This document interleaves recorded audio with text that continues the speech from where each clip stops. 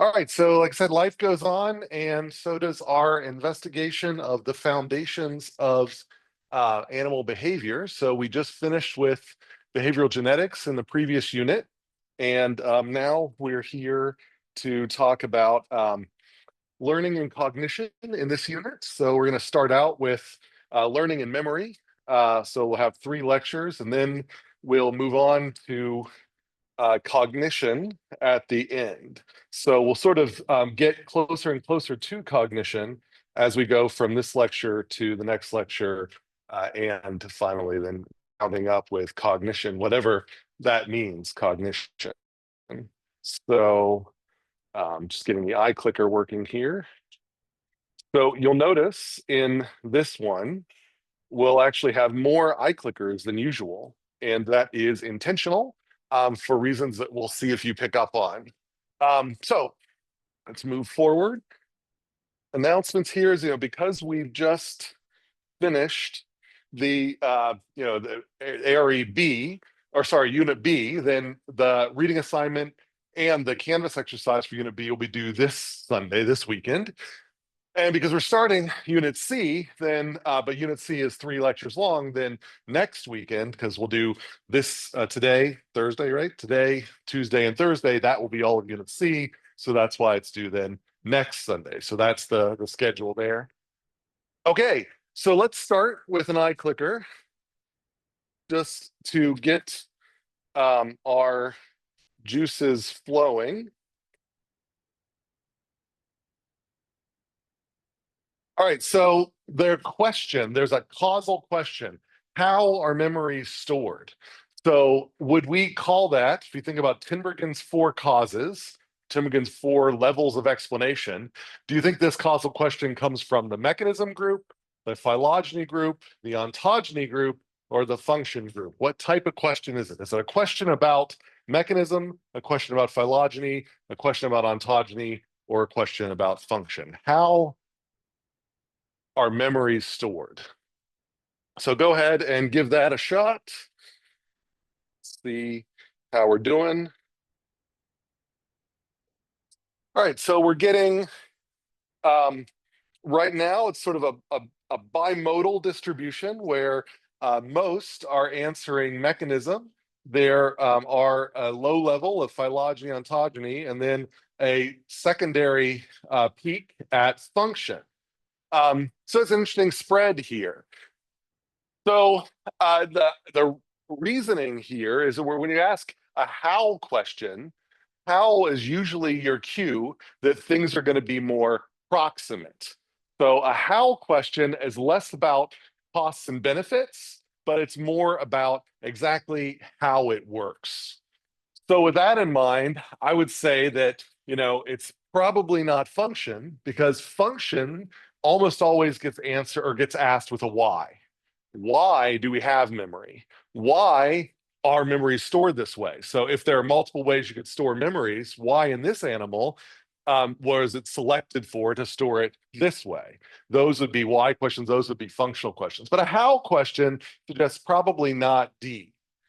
So when we see that how, then we start looking at these other ones. Phylogeny, that is at an evolutionary time scale. And so this doesn't seem like it's talking about how things evolved. So it's probably not that type of how. Ontogeny is developmental. Any question about learning is always going to be a little confusing, because learning is a developmental process, really. It's a life history process. And so, in fact, a lot of psychologists will talk about ontogenetic factors in learning and phylogenetic factors in learning, sort of like what's learning across species and what's learning, over life history. So in some ways, whenever you hear somebody ask a question about learning, it's always kind of confusing whether it's a developmental question or not. But I would say that in this case, when you say how are memories stored, you're really talking about not like, when do you get the ability to learn, or when does memory start showing up in your life history? It's really like, if you have a new memory, is it in your stomach? It is in your arm? Is it in your head? If it's in your head, where is it in your head? How long does it stick around? What's causing it to stick around? What's causing it to stay put? those are mechanisms. So you could say like, what genes are involved, what pathways are involved, those sorts of hypotheses. Like, I think that, as an example, there's a guy I know who's a developmental biologist, and he was interested in, he heard that moose, if you their antlers, if you take if they get if you take a knife, but in the wild, if they get scratched on one of those antlers, then when they drop their antlers, when they grow new antlers, they'll get a new tine where that scratch is. And he is the type of person who studies developmental biology, but from kind of a memory specific angle. And so he then was going to then propose work to Gesundheit to study that process of how does it know where to put that new tine after it drops its antlers? Where is that memory stored? And interestingly enough, so when you propose work with vertebrates, you have to get a veterinarian involved in order to approve your plan for taking care of the vertebrates. And they said, well, you can't just go and take a conscious moose and cause damage to its antlers. You're going to have to put it to sleep. But when they did the research, they found out that when a moose is unconscious, the effect goes away. So an unconscious moose, if you damage its antlers, when it drops its antlers, it won't form a new tine there at that point. So so there's a lot of so there certainly are developmental questions that could be asked there. Just the mechanism of, well, where the heck is that memory being stored? Like when you cause that trauma, where does it go? And now that you know that it has to be conscious to go there, then that hints at, well, maybe it involves the brain or something like that. So those are, I would say are kind of mechanistic questions, that you're asking. Exactly where in the body, where in the animal, where in the environment, where is that memory? So I would call that a mechanistic question.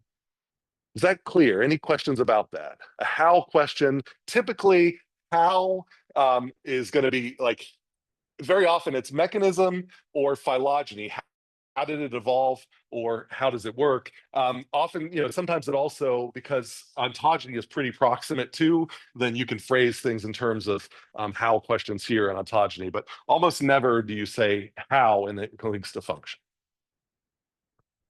Okay, let's try, and I think I've got one more. In fact, I know I've got one more. So I'm going to reset the iClicker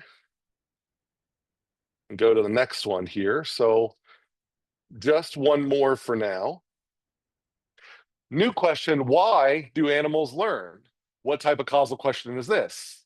So go ahead and give that a shot. A, mechanism, B, phylogeny, C, ontogeny, D, function. Is this a question about a mechanism, about phylogeny, about ontogeny, or about function? The why question of why do animals learn?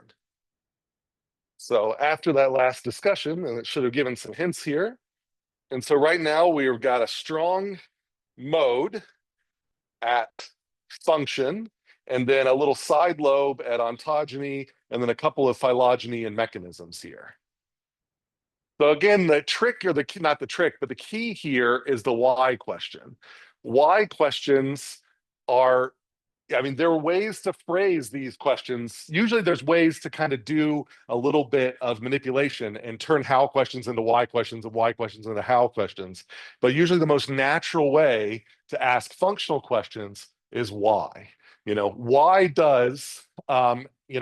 do harvester ants on the East Coast, when you deplete all their foragers, not ramp up their foraging production, but on the West Coast, when you deplete all their foragers, respond to the forager depletion to ramping up forager production? Why is that the case? Why do we see that difference?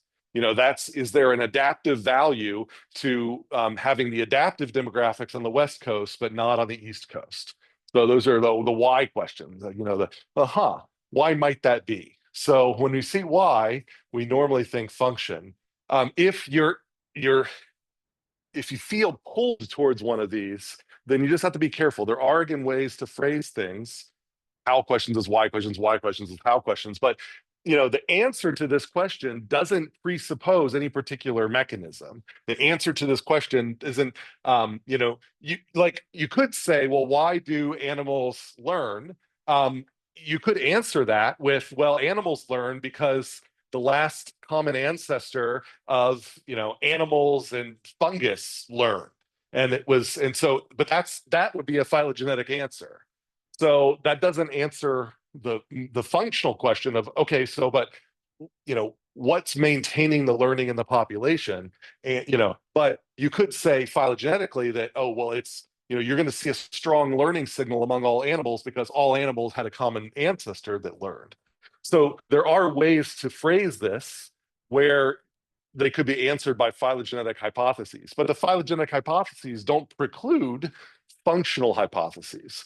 So you don't want to confound the two. You can be investigating it phylogenetically. Where did it come from evolutionarily? But you can also be investigating what function does it provide. And those two things, they might inform each other, but they all don't have to sit on top of each other. Is that clear? Any questions about that? So I would say my gut for why do animals learn is function. Most of the answers I have to that are functional, but it would be easy for me to get tripped up because you could answer that with a phylogenetic explanation as well. And I'd say, oh, that's the phrasing you're asking. So if you're asking phylogenetic questions, it's usually good to phrase them so there's less ambiguity. And if I asked you something like this on a test, I'd be sure to give you a causal question that wouldn't have that ambiguity. But the causal question things, like when we beat up on grad students in their comprehensive exams, we force them to write out their causal questions. But in reality, if you read papers, hypotheses dominate. Every hypothesis has a causal question, and if you beat up on someone enough, you can get them to burp out what that causal question is. But really, where science lives is in the hypotheses. But the causal questions remind us that there can be hypotheses at the level of phylogeny that are totally separate from hypotheses at the level of function, and they don't have to be linked. Okay, any questions? Yep.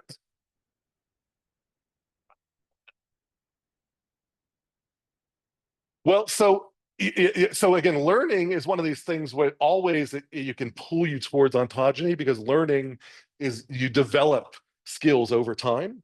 But typically, and this is just a convention, that's what we're trying to teach here, is that typically when we phrase causal questions with a why, we will try to put it in terms of function. Now, if we wanted to ask a developmental question, we often would ask that in terms of how, or we would be more specific about why. Well, it's hard because usually why is answered by like what benefit does it give you or what cost does it avoid. But a developmental question like, how does color vision develop? Like it might be that when you're under a certain age, you can't see color. And then when you're over that age, you do see color. And then you'd say, well, what developmental mechanism is causing you to see color in one and another? That would be a developmental question. And it's easier to phrase as a how question. I'm not saying why it's good to see black and white when you're young and why it's good to see color when you're old. So that's the why. Why is it good or bad? That's a why. How does it work? That's these other ones. Yeah, I mean, again, it's how it's phrased. But yeah, usually how questions are going to be, the first guess with a how question is probably mechanism. But if it's how, but then the context of the question is over evolutionary timescales, it's probably phylogeny. If it's how and it's over life history, so it's over like years of a life, it's probably developmental. Yeah, time scale is a great way to sort these out. Any other questions about that, causal or otherwise? Okay, great. So that sets up our learning here. So why do animals learn? Claim here, that's ultimate causation. That is functional. And function either involves benefits or costs. So this is the tricky thing. When you first learn this stuff, you want every why question to be about benefits. Why is it beneficial for X or Y? But if you ask a question about costs, or again, going back to hypotheses really being the driver, if your hypothesis involves a cost, not a benefit, it's still functional. So you could say that, you can ask questions about not just why a trait provides an advantage, but why a trait is providing a disadvantage, why it would be selected against. Like you could say, you could have, there's a hypothesis that being brightly colored, being a brightly colored moth in a world of dark trees puts you at a selective disadvantage. So, so that would suggest then that predict that the white coloration would be selected out. So there, I'm speaking about costs, and that speaking about costs, that is also should be like it's ultimate causation. So if you hear someone talking about a hypothesis or a question that is benefits or costs, either one is functional. So it's still regarding the relative function of that trait versus another trait. That's ultimate. Now, when we're talking about learning, we can say, well, what influences the benefits and costs of different learning traits? And the environment is a major modulator of that. It informs those things. When you talk, we talk a lot about honeybees. Because I study social insects, I study ants primarily. Sean studies honeybees, so it's I'm sitting here. I always my examples go there at least this semester because I think that Sean's sitting there. But when you talk about honeybees, like a worker may only live a month, but they don't know what month they're born in, and so they have to very quickly learn what flowers are in bloom that month. And so knowing the phenology, knowing the timing of things that are in bloom tells us something about the need or the benefit of being able to learn if you're a honeybee in an environment that is very variable, where you only live in a short term and you don't know when you're going to be brought forth into the world. Is it going to be a lily time of the year, or is it going to be a rose time of the year, or something like that? So, the environment and the ecology informs benefits and costs, generally speaking. But once we have benefits and costs, then it's tempting to ask other questions about, well, how are those memories stored? If you've shown that an animal has the ability to form this interesting memory, like the moose, somehow it can grow this spine at where it's gotten this trauma on its antlers, even after it's dropped its antlers. When it regrows those antlers, then he was like, well, where is that stored? How is that stored? So that's a mechanism there. Now there can be information that goes back and forth for these things too. Like once you learn something about the mechanism, then you might learn that, wow, that storage mechanism is really costly. It is metabolically costly. Every bit of information that is stored via that mechanism burns a lot of energy. And so that then relates to costs, and that can tell you about why certain animals may not have the ability to learn while others do. Certain animals may have enough energy around that they can do that learning. It pays off based on the ecology, but other animals, it's just not worth paying that cost, and so you don't learn. So knowing how costly the mechanism is, so we bounce back and forth between the levels when we're doing these investigations. We only do one at a time, but as we learn about one, it suggests questions of the other. Likewise, once we know about the mechanisms, then we can ask about development. I can say, in order to do this learning, you must have this particular part of the brain. Well, that part of the brain isn't really available. Like it doesn't really develop until a particular maturation stage. So do we predict then that the learning won't show up until later? Then we can start doing those, now that we know the mechanism and we know that that mechanism isn't fully formed until later, it suggests developmental experiments that we can do. So these things are all informing each other. And then, as you notice variation across species, that always then, sorry, I skipped. So, ontogeny can also inform then benefits. Because again, this is like knowing something about the mechanism. So, knowing that a bird, knowing about when a bird's chicks have the ability to walk away gives you information about how useful it is for you to learn the faces of your own chicks to prevent other chicks from stealing food from you. So you probably don't need to learn the faces of the chicks that are really young, because really young chicks aren't walking around. But once they get a certain age, then it's really important to do that. So the developmental questions then can inform the benefits and cost questions. And then as you look across species and notice differences, then you start wondering, are those differences new? Did they pop out of thin air? Were they inherited from a common ancestor? How did these things evolve? Are they just baggage? Are they phylogenetic inertia? Like when my dog spins in place, he doesn't get any benefit out of spinning in place before he lays down. But once upon a time, there was some proto wolf that spun in place. And as it spun in place, it got all the things that could sting it and so on, and maybe it cooled down the earth or whatever. It provided some benefit, and now it's actually more costly to get rid of this kind of neutral behavior than to keep it. So dogs spin in place even though it doesn't provide any functional value. So then we can start asking phylogenetic questions as we start looking at the diversity of behaviors across species, and we can do that for learning too. So you can notice that some animals are better at maze solving than others. And so that amazing result, where did it come up to play? Like, why is this branch of the tree of life crappy at learning? And why is this branch really good at learning? In terms of, not in terms of function, but in terms of descent. So we can ask lots of questions about learning from a behavioral perspective. So what is learning? Any questions about this idea that these questions at any one study is only going to focus on one thing? Now a paper might have multiple studies in it, but you don't confound these things. You don't say that the reason why you learn is it's not like you're doing the functional math and saying today's a good day to learn because of the ecology. Like I know that right now I should turn on my learning, but tomorrow maybe I'll turn off my learning.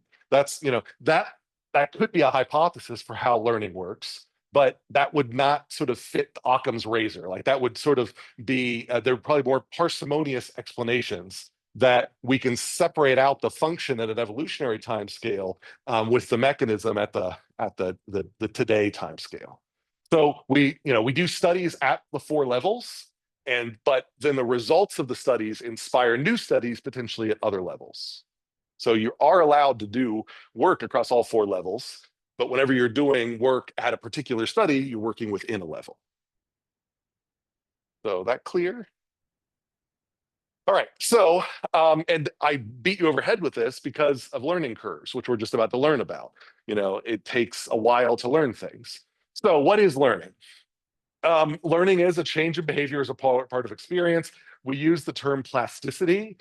Something that is plastic is you deform it and it doesn't go back. Something that's elastic, you deform it and it snaps back in place. If it's plastic, it remembers that experience. So the bent plastic fork will be a bent plastic fork for the rest of its life. It has learned the trauma of being bent like that. And so that's what we mean by plasticity. When we talk about learning in the brain, changes in the brain, plastic deformations of the brain, then we refer to that as neuroplasticity. So that is the mechanisms in the brain that form memories. Those are those plastic deformations. We contrast that with innate behavior. So innate behavior is just a response to environmental cues. This you could sometimes think about as learning at an evolutionary time scale. Those that respond to the cues one way in one environment may be selected for or selected against. And you're sort of learning the right cues by filtering out those that have innate behaviors for the wrong cues. But the learning isn't happening at a life history scale. It's just responding to those cues. Whenever a gull sees the orange beak of its mother, then it opens its mouth. That is an innate behavior. You can take a baby gull and you can show it a pencil with a kind of a beak-shaped eraser that has the right orange dot on it, and it will open its mouth at that. It doesn't have to learn that that's the right time to open its mouth. That is an innate response. So we contrast that. The innate behaviors that you just get, it doesn't take any time for them, and then the learned behaviors, which you don't have out of the box, but then gradually you get them. So that gets to that learning curve that I was just talking about. Learning generally isn't instantaneous. There are special cases, but in most cases, you have to get some sort of reward or reinforcement that we'll talk about that gives you information, and that information eventually sticks over time. So If you pick things up quickly, then there might be some things I'm like, why is he talking about this over and over? And it's because there's variation in learning curves. And so sometimes I repeat things over and over because some of us need that. But then once we get it, it retains. Those that get things really quick might be those that lose things really quick. And so that inertia that's in your head, that can go the other way as well. So the advantage you have in picking things up might be a disadvantage in how quickly you forget them. It might be. That's a hypothesis. But the point is, rarely does an animal of any type learn something the first try. It usually takes time. Learning is hard, which is why we study, which is why we practice, which is why lectures are 75 minutes and not 15 minutes. So that's what we talk about learning. Any questions about plasticity? This term, is that pretty clear what I mean by plastic deformation? It's the fancy way that we talk about learning. Okay, so honeybees, again, these are example learning curves this is learning curves from Sean's advisor back in the 90s, where these are real data. And so I don't have to talk about the actual experiment here, but the point that as this is driving home is you have different groups of bees that were presented with odors that were rewarded. And over time, they learn that when an odor that was paired with a reward is presented alone, then they start sticking out their tongues to try to get what they think. I mean, so that I just confounded things there. I'm not saying that like it's as if they anticipated sticking out their tongue because the reward is coming, but there is a mechanism that has the functional benefit that if they stick out their tongue when that odor is presented, then they often get the reward. And so that's what we're seeing here is that there's this proboscis extension response. So you take little honeybees like this, you put them in soda straws, you put a little tape behind the honeybee. So here's a bunch of honeybees and a bunch of soda straws. And so this is what it looks like on top here. And then this is their little proboscis, their tongue, and they will stick it out under certain conditions. And so they can learn to stick it out under unnatural conditions. And you can then say, how often did they stick out their tongue? And so initially you give them an odor that they aren't familiar with and they don't ever stick out their tongue. But as you train them, then you notice that over time, they learn that when that odor is presented, they should stick out their tongue. And different groups may have different learning curves. So then you can start asking, why does one group of bees have a slow learning curve and the other group of bees have a fast learning curve? And and by why there, I probably should have said how. So there's the why question of could that provide a benefit to the colony to have some bees that are fast learners and some bees that are slow learners? But there's a how question of what are the mechanistic differences? Like if you unzip the bee and look inside it, then what makes a slow bee and what makes a fast bee a fast bee? Those are the mechanistic questions. But this is the phenotype, this learning curve. So learning curves also are paired with forgetting curves. So you can say, you can keep presenting the odor without a reward, and you can see, over time, over long periods of time, I'll test them next week, and I'll just present the odor. Did they stick it? Okay, I'll test them the next week. Did they stick out their tongue? And so then you can see how quickly they forget this. So with periodic reinforcement, that can prevent losing the memory. So if you then occasionally give them the reward, then maybe they keep it. But if you don't give them reward, then over time, naturally, they might just forget it. There's also a related idea of an extinction curve where you can force them, you say, okay, now I'm actually going to give you the stimulus that used to be rewarded. I'm going to give it to you a lot, but not reward it. And now that how quickly do you learn that this stimulus that you used to trust had a reward now doesn't have a reward? And they're similarly shaped and they're very closely related, these forgetting and extinction curves. But it's just sort of the flip side, the back end of a learning curve. Learning curve, how much experience do you need to learn something? Forgetting curve, how much time does it take to forget something? Questions about those concepts? Learning curves and forgetting curves? also a little confusing that learning curves, when they're steep, people say, oh, there's a steep learning curve. Well, that biologically, neurobiologically, a steep learning curve means it's actually easier to learn. But it sounds funny to say like, oh wow, that class was so hard, or I had a really shallow learning curve. It just doesn't sound so. It sounds better to be steep learning curve, but in reality, a steep learning curve is one where after one or two trials, you got it. So that's the easier task. But that's where this term, that steep, comes from. It comes from this idea of these learning curves. The steepness of how quickly it's learned or how quickly it's forgotten. All right, so these are, again, from real studies here, these learning curves. Now, when we talk about learning, so any questions about the learning curve? Are these structures, do they make sense? So trials or time on the x-axis, response on the y-axis. It's just a way to measure learning phenotypes.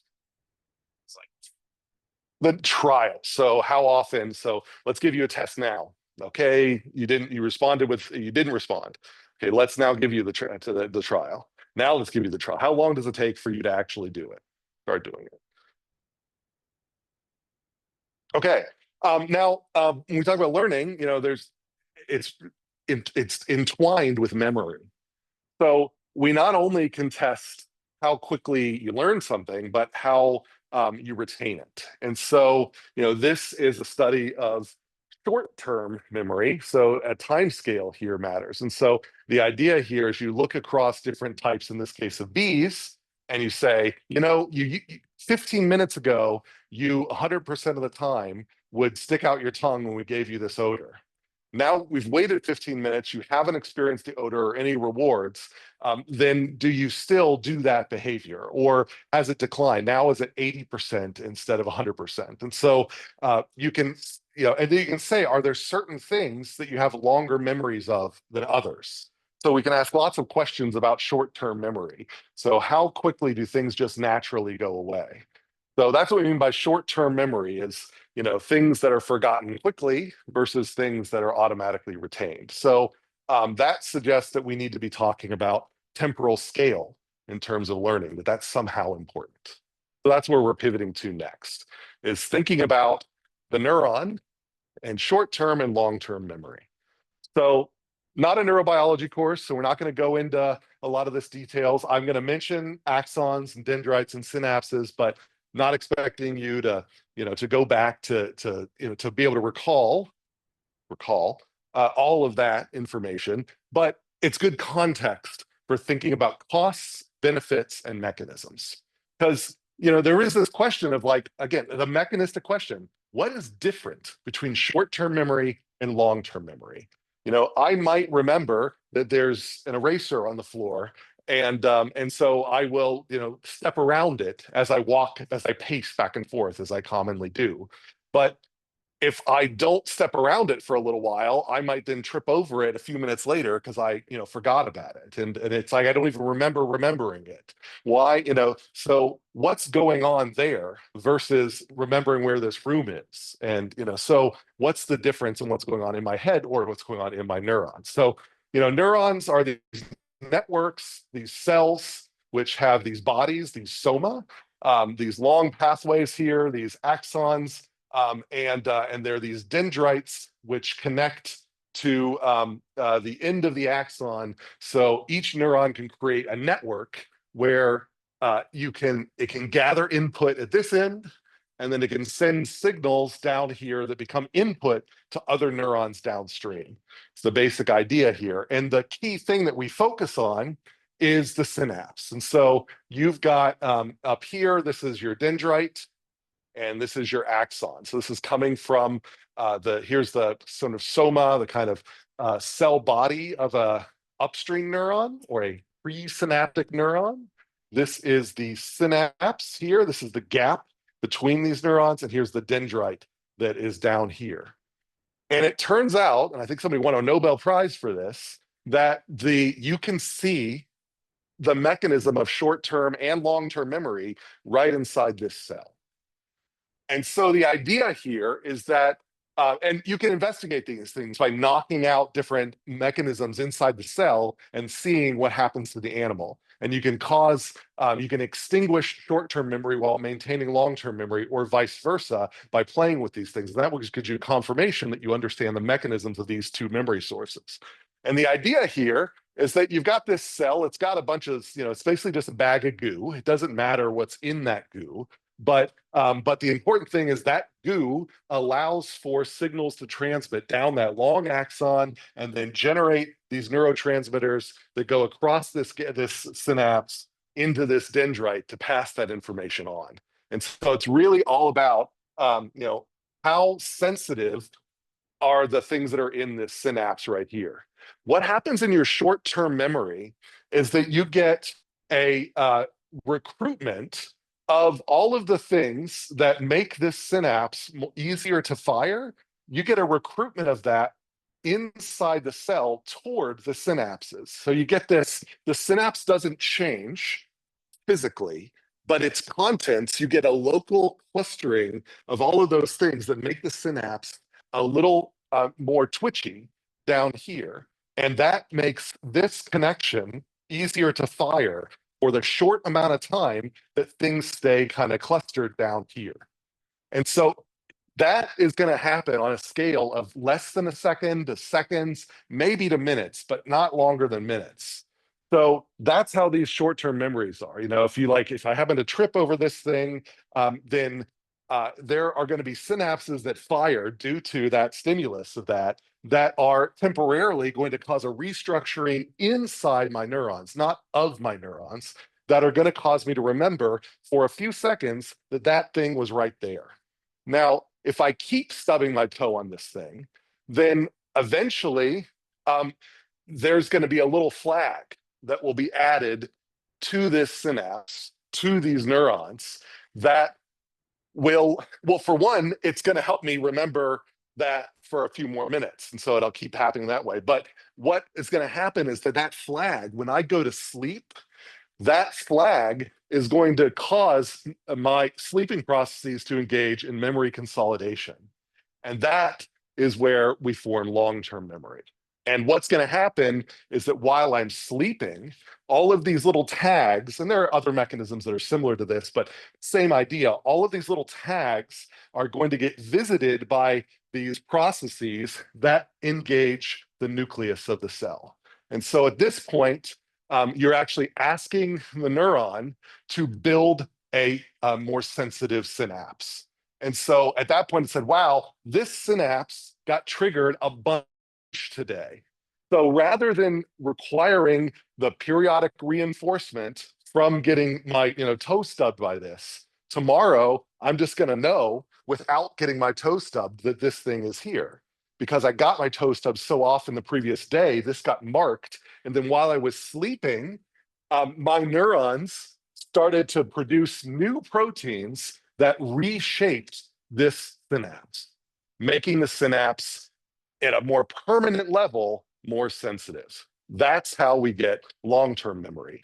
The memory consolidation process going from short-term to long-term. So you've got minor changes inside cells for short-term memory, and then over the day, then those get tagged, and then those tags, through the process of memory consolidation, generally during sleep, get then turned into actual deformations of a synapse or even new synapses forming. And that then physical change means that you'll have that memory for longer than minutes to days. It might be days to months or even days to years. So that's the difference between short-term and long-term memory. Restructuring the synapse versus restructuring the stuff inside the cells. Questions about that? Very different mechanism, all located at the same point. And this is why sleep is important. Okay, so if we think about that, then we can think about the metabolic costs of these things, because we're behavioral ecologists, or at least I'm a behavioral ecologist. I'm convincing you it's a worthy field. And so behavioral ecologists ask questions about costs, so do physiologists. And so if we think about the costs here, the costs it's not the cost, there's costs of building an individual with innate behaviors. That's one thing. But like once the individual's built, what's the cost of maintaining that memory? And for an innate behavior, there's no plasticity. So whatever you're built with, you got it for free. You don't have to restructure anything. And so it's pretty cheap. Short-term memory, it's just a rejuggling of chemicals inside cells closer to synapses, but then they kind of bounce back. So there's not a lot of metabolic load to just recruiting things toward a synapse and then letting them spring back. You're not actually building new cells. So it is more costly than innate because you got to move things around, but you're not restructuring the body. Long-term memory, you're actually restructuring the neurons. You're actually changing physical properties to make them permanent.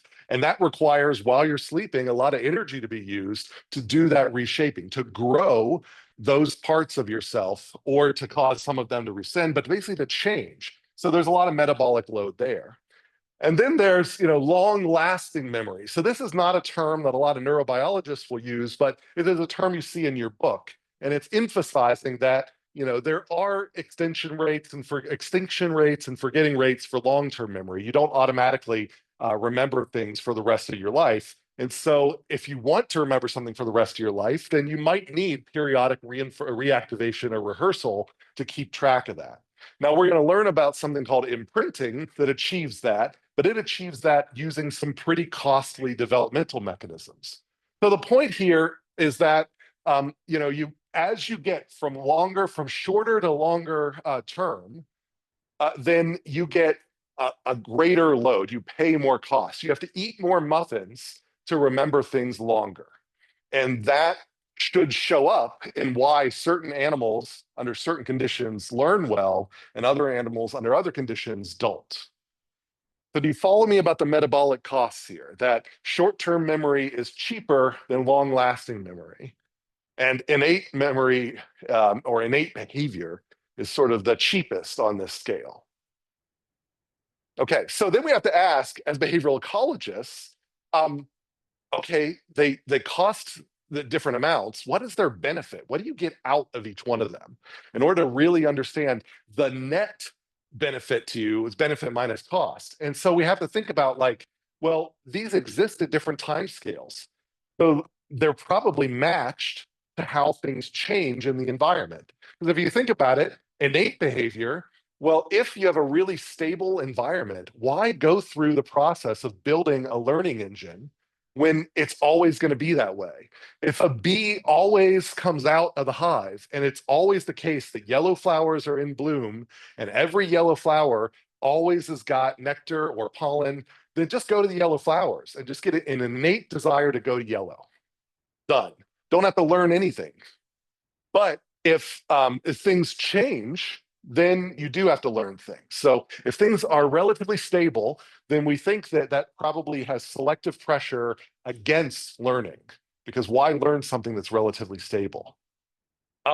Now, then short-term memory, you might, let's say you're hunting a prey item. You might want to remember that the prey item ran into that bush over there. So it's good to know that, because then you can pursue that bush. You can wait for it to leave that bush. But is it useful to retain that for a day? Probably not, because that information goes stale after a day. So short-term memory is sort of a recognition that you pay a little bit of cost to gain benefit at short time scales, but it's not worth paying the cost to burn it into longer-term memory because it's just not useful later. So there you get kind of the balance in the selective pressures for these, chasing down a prey item is probably lined up more here, which is why we think we have working and short-term memory. But there are things that you probably need to remember things for days to months. It's good to know where your home is from days to months. You might move homes, so you might need to remember, be able to change that up. But that's one of the things that it's nice to not have to remind yourself every day where you live, because that's pretty dangerous. And so maybe then let's pay the investment to remember where we live, so that we can always know that we've got a safe place to go back to. And then there's these long-lasting memories that are valid for the life of the organism. So if you live in close family groups, probably a good idea to immediately remember who your parents are and remember them for very long amounts of time. And so that's where things like we'll talk about imprinting live. So there are different benefits here. It would not make sense to form long-lasting memories of where your next meal is. But it might be a good idea to have long-term memories of where meals tend to be during this time of year. So we match them to timescales. And so this is roughly how I kind of do that, as I think, well, seconds to hours, there's our short term, days to months, there's our long term, months to years to lifetime, there's our long lasting. And then interesting enough, innate behavior, you go over this cliff, and if it's over generations, you get rid of memory. So the memory gets more and more costly as it gets longer, but then there's a tipping point where once things are so stable that there's no variation from generation to generation, then you might get a loss of learning. And that's where things become innate behavior. So, and things, there are processes, the timescales can change over time. And so it's possible that earlier versions, in evolutionary history, things might have started at one place and then moved into, they've gotten frozen into another place in order to sort of be less costly. All right, so that's kind of how, from a behavioral ecology perspective, that's how we think about the environment. How stable is the environment? And that helps us map to the cost you're willing to pay in order to do the learning. Questions about that? So for a long time, people have wondered, like, why are humans such good learners? Because most of our environment is relatively stable. And one of the hypotheses is that learning is more about sociality than it is about the everyday goings on of an individual human being. So you have to learn because you live in a world of learners, and there's maybe a positive feedback there that in order to prevent from being tricked by someone else, then you have to learn all of the cues that people are using to trick you, and so on and so forth. I'm not saying that that holds up. There are other explanations, but this thing flags things. You're like, wow, this animal's a really good learner. That makes you wonder, oh, so does it live in a very variable environment? And if it doesn't, then what's going on with the learning? Because learning is really costly. That is not something you usually keep around for phylogenetic inertia because it uses up so much energy. So you think you'd lose learning if you didn't need it. So if you have learning, it raises a lot of questions about why you've got it. Okay, so questions about that. Time scale and the benefits of learning. Okay. All right, so as you might have noticed, clicker. So let's do this additional clicker here. Like I said, there will be more clickers than usual for reasons that hopefully you'll pick up on. Which type of memory process engages the nucleus of the neuron and reshapes the synapse itself? Is it short-term memory, long-term memory, innate behavior, or reflexes? So go ahead and put your answers into that. So what type of memory actually physically changes the shape of a cell as opposed to just reorganizing parts of the cell? Short-term, long-term, innate behaviors, or reflexes? So hopefully we've learned something. And I see a very strong peak, stronger than the other questions, at B, long-term memory. And that is what I was looking for there. So great. All right. So learning. So we've been talking about, that's all the behavioral ecology of learning. Now let's how do we classify the types of learning? And so we're going to talk today and on Tuesday about different types of learning. We're going to talk about the simple forms of learning today, more complex forms on Tuesday. So the simple kind of basics you hear in a psychology course and then repeated here: imprinting, habituation, and sensitization, or so-called non-associative learning, and associative learning, or conditioning. So those are, let's go through those. So we review for some of you who've taken psych courses, but otherwise let's just level set and get everybody on the same ground here. So imprinting, it's a kind of an interesting form of learning. Konrad Lorenz, who's one of the kind of founders of behavioral ecology, otherwise sort of an interesting past, but basically it would get these, ducks, follow them around. And that's because when they were juvenile, then he would insert himself at a so-called critical period, a short defined period of time in the individual's development in which imprinting can take place. And there's like this window of time where the animal has a mechanism where it says, learn who mom or dad is. Learn it now at this moment in time. And if you insert another individual in there, now for some animals, they have to have certain features. For other animals, it's a little more broad, but he could insert himself in this critical period, and then these baby ducks would follow him around for like their whole development because he had imprinted on them, or I always get those mixed up, which one is which, but he had taken advantage of imprinting to form a long-lasting memory of him, and they then know that like when whoever's in that slot, that's the resource that you need in order to survive. So follow that person around. So that's imprinting. It's that the learning of a critical feature at a critical period, such as the identity of a parent at a young age, and you retain it for almost your whole life.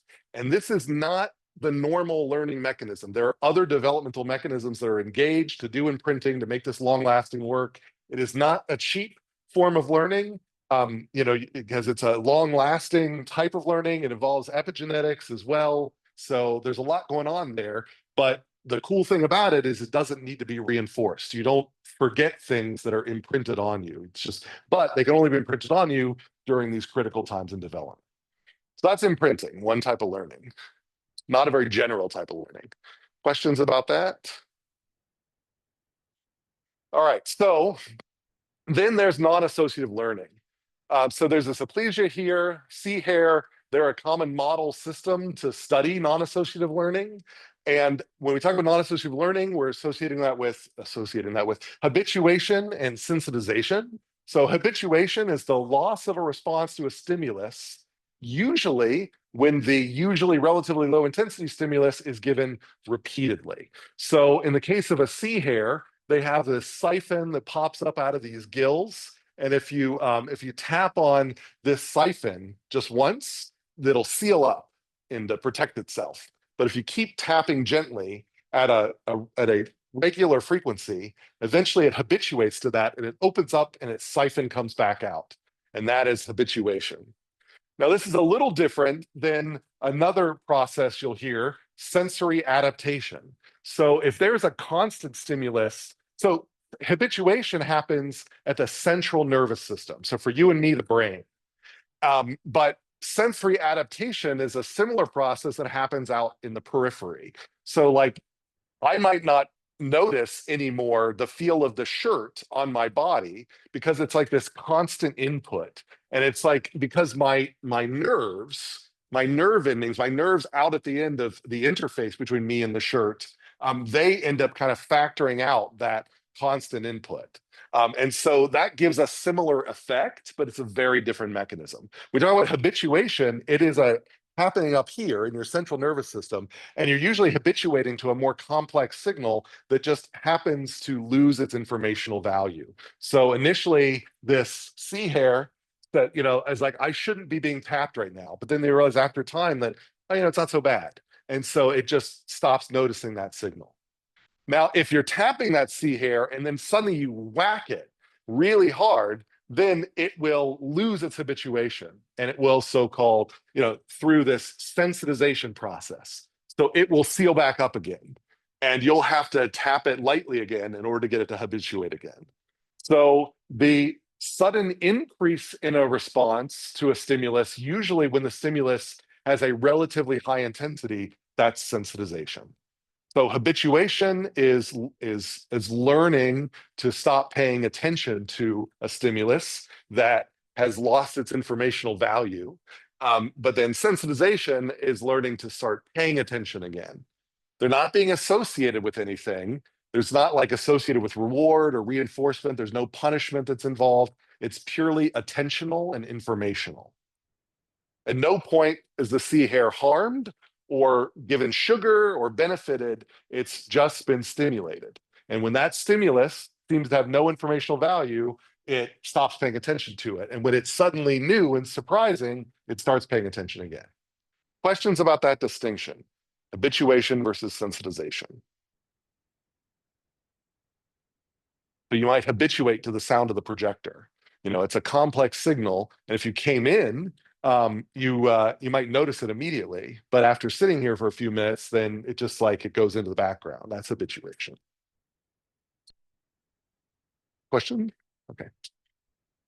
So informational filters that help focus the animal on informationally relevant stimuli. So that's what we think the value is. And then the good stuff, or the stuff people are more excited about, associative learning or conditioning. So this is right now, we're staying again within the behaviorism sphere of things. We're going to gradually move into cognition as we get toward the end of this unit, but we're going to start out firmly in behaviorism. And so conditioning is focused on the outside of the animal. It's focused on stimulus. It's focusing on reinforcement, reward. It's focused on response to stimulus. And so we have two types of, so conditioning, a form of learning which an association is made between two stimuli or between an action and a consequence. And so there are two big names in conditioning. There's Pavlov, classical conditioning, and then there's Skinner, operant conditioning. Lots of other people have played in the space as well, but those are two that were big thinkers early in this. And so if we think about Pavlov's classical conditioning, Pavlov's dog, kind of famous example there, where you get a dog to drool when it hears a bell. So the idea behind classical conditioning is you're copying a response to a stimulus that already is meaningful onto a stimulus which had no meaning. It's the copying of an existing stimulus response relationship. So this is the idea here, is that the dog naturally has an unconditioned stimulus, like the smell of food, and has an unconditioned response, drooling, preparing the digestive system for the upcoming food. So that is the original or natural response. There is initially no such response to a neutral stimulus, like hearing a bell. The dog hears a bell, doesn't do anything. Conditioning, a classical conditioning, will turn that neutral stimulus into a conditioned stimulus by copying the drooling onto the conditioned stimulus. So that's the idea there, is you take an existing stimulus response relationship, you don't change the existing stimulus response relationship, but you add a second stimulus to it so that either stimulus produces that same response. So it's a little confusing because we call the response to the conditioned stimulus a conditioned response, as if it's another thing. But at least I find that it's easier to think about this as not a new response, but an existing response to an additional stimulus. It's a copy.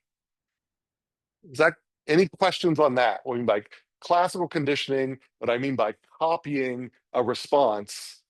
So you have an existing stimulus, an existing response, and you copy it so that an old stimulus that didn't have that response now also responds that way. You don't need to present them both after training, but during the training process, you usually present both. And over time, they start associating, like if they always drooled when they smelled food, and then the smell of food always is accompanied by that bell, then eventually, if they get just the bell, they'll drool, even if there's no smell of food. Questions about that? Pretty clear? Review for some? Okay. Then the other half of it, then there was Skinner. Skinner thought that's great, but it doesn't really explain the complex behaviors we see in nature. And so Skinner thought operant conditioning, this really gets at more interesting phenomenon. So an operant to Skinner is a behavior that results in a consequence that can be learned. So Pavlov was all about stimulus and response, and then Skinner was about operants and consequences. So again, the operant is the behavior that results in a consequence. So the consequence is going to be, what we're going to learn is like a reinforcement. So you see a behavior and you reward it or you punish it.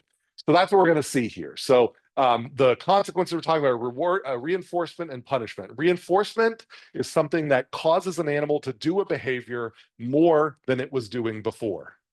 Punishment is something that causes an animal to do a behavior less than it did before.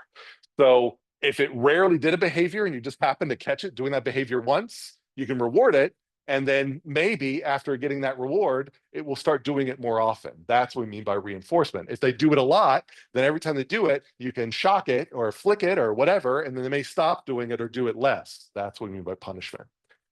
Now, there are two ways to do both of those. So this gets a little confusing. There's positive stimuli and negative stimuli. Both of them can be reinforcing or punishing. So a positive stimuli, reinforcement or punishment, comes from the addition of a stimulus. A positive reinforcement is when you're giving something, good. You're giving sugar. A positive punishment is when you're adding something negative. You're snapping the animal with a rubber band, or you're shocking them. So positive punishment is not a positive thing, but it means that the animal was fine and you added the punishment.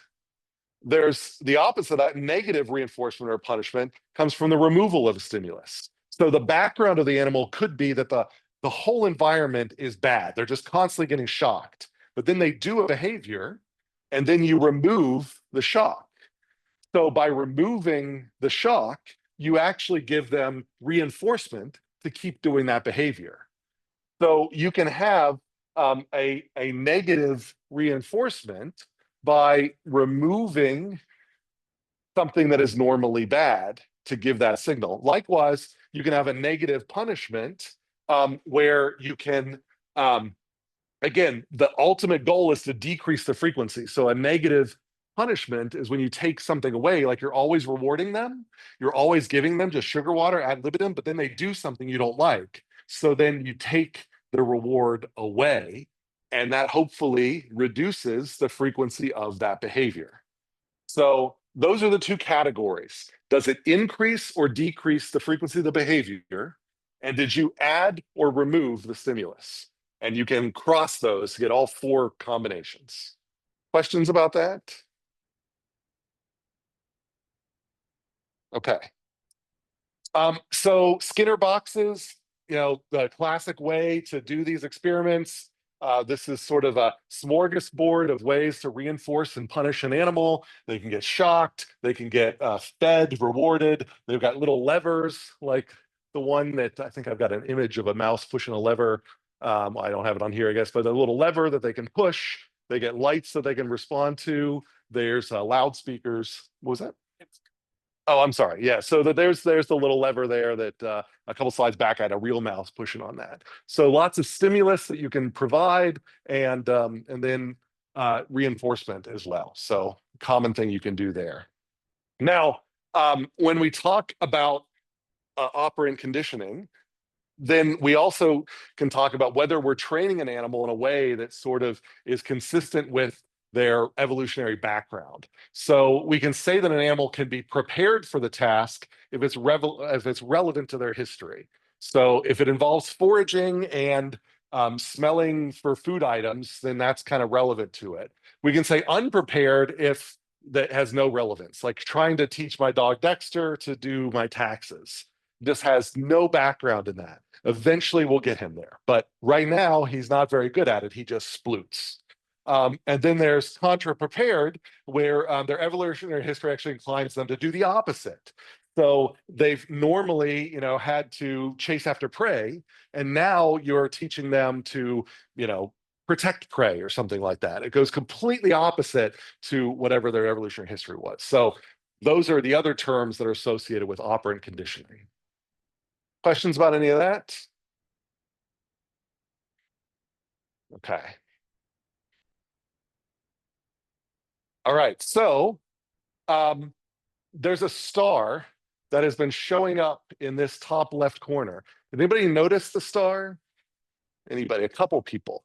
Did you notice that those who noticed it, did you notice that there was always an iClicker question after the star? So some did, some didn't. Those who, so we're talking about learning curves here, but theoretically, then, if we did this over and over again, eventually, I think a large portion of the class would notice that every time an iClicker was coming up, there'd be a star on the preceding slide. And at that point, you might get your iPhone out or whatever, and you'd get your clicker ready because you know that there'd be a clicker question coming. So assuming that that's the case, then let's do this clicker question. So question is, assuming that was the case, that the star happened before every clicker question, if you notice that and you got your phone out and preparing for the clicker question, then, if you've done that, if you notice the star before that, then what paradigm, in the classical conditioning paradigm, the Pavlovian paradigm, what would we call the star that I've added before every iClicker slide? Would we call that the unconditioned stimulus, the unconditioned response, the conditioned stimulus, or the conditioned response? So go ahead and try that. So remember, I don't normally have the star. The clicker question pops up, you get your phone out.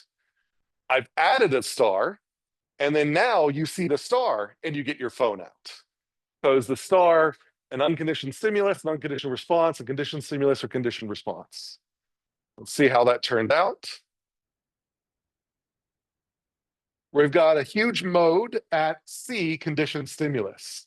And the rationale here, it's probably not a response because I gave it to you. You're the response. You got your phone out. But whether it's conditioned or unconditioned, remember the unconditioned response is the thing you just naturally do.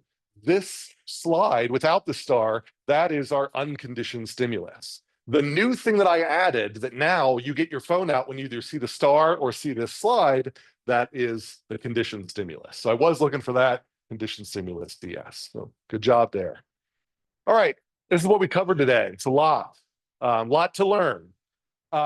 So good job. And that's, keep in mind this weekend, do the Unit B stuff. Next weekend will be Unit C stuff. And that's all I've got for you. So any questions, feel free to come up. Otherwise, have a nice weekend.